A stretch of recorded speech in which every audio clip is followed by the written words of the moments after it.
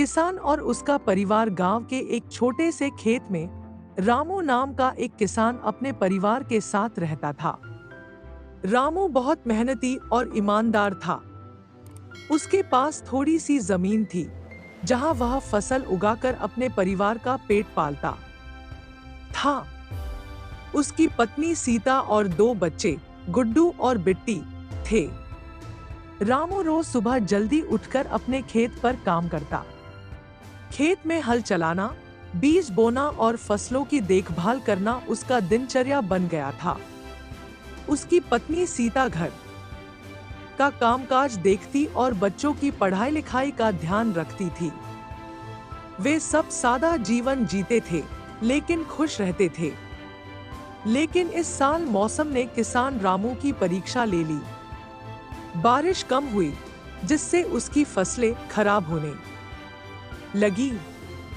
रामू चिंतित हो गया, क्योंकि यह फसल उसके परिवार की साल भर की रोजी रोटी का साधन थी। रामू ने हिम्मत नहीं हारी। उसने अपने गांव के अन्य किसानों से सलाह ली और उन्हें अपनी समस्या बताई।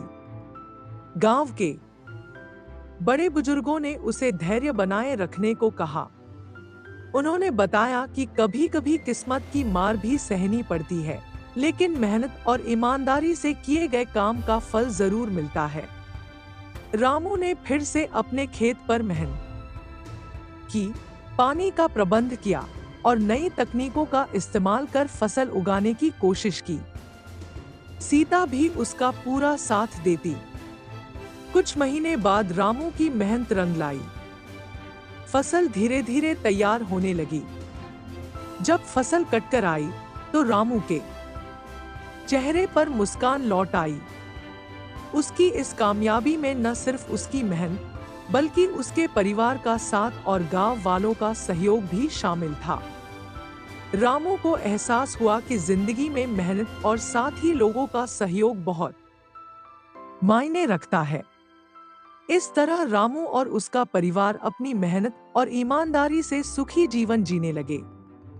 रामू और उसके परिवार की जिंदगी धीरे धीरे बेहतर हो रही थी। फसल की अच्छी पैदावार से उन्हें न सिर्फ अपने परिवार का पालन पोषण करने में आसानी हुई, बल्कि थोड़ी बहुत बचत भी हो गई। रामू ने उस बचत से अपने बच्चों की पढ़ाई लिखाई पर ध्यान देना शुरू किया। गुड्डू और बिट्टी दोनों पढ़ाई में अच्छे थे और शिक्षक भी उनकी तारीफ करते थे। गुड्डू का सपना था कि वह बड़ा होकर एक डॉक्टर बने और गांव के लोगों की मदद करे। बिट्टी भी एक शिक्षिका बनना चाहती थी, ताकि वह गांव की लड़कियों को पढ़ा सके। रामू और सीता को बच्चों के इन सपनों पर गर्व था और वे उन्हें पूरा समर्थन देते थे। लेकिन एक दिन गांव में एक बड़ी समस्या आ गई।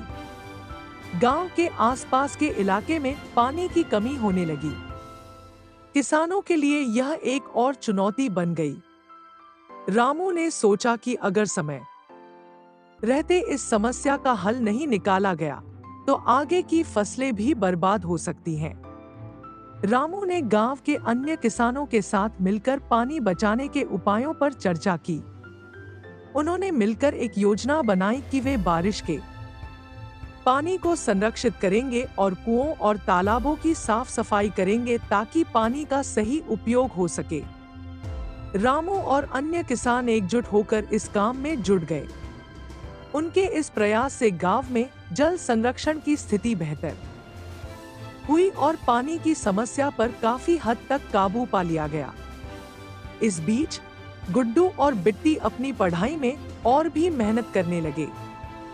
रामू ने अपनी बचत से गुड्डू को शहर भेजा, ताकि वह अच्छी शिक्षा प्राप्त कर सके। बिट्टी ने गांव के बच्चों को पढ़ाना शुरू कर दिया और गांव के लोगों में शिक्षा का महत्व समझाने लगी। कुछ सालों बाद गुड्डू डॉक्टर बनकर गांव लौटा। गांव के लोगों के लिए यह गर्व का क्षण था। उसने गांव में एक छोटा सा अस्पताल खोला, जहां वह मुफ्त में गरीब लोगों का इलाज करने लगा। बिट्टी भी अब एक शिक्षिका बन चुकी थी और गांव की लड़कियों को शिक्षा के महत्व से अवगत करा रही थी। रामू और सीता को अपने बच्चों पर बहुत गर्व था। उनकी मेहनत और संघर्ष ने उन्हें इस मुकाम तक पहुंचाया था। रामू ने महसूस किया कि शिक्षा, मेहनत और एकजुटता ही किसी भी समस्या का हल है। अब रामू और उसका परिवार न सिर्फ खुशहाल जीवन जी रहा था, बल्कि उनके बच्चे भी गांव और समाज की सेवा कर रहे थे। गांव के लोग रामू के परिवार को आदर्श मानते और उनसे प्रेरणा लेते। धैर्य, मेहनत और सहयोग से किसी भी मुश्किल का सामना किया जा सकता है। परिवार का साथ, शिक्षा और एकजुटता किसी भी कठिनाई को पार करने में मददगार होते हैं।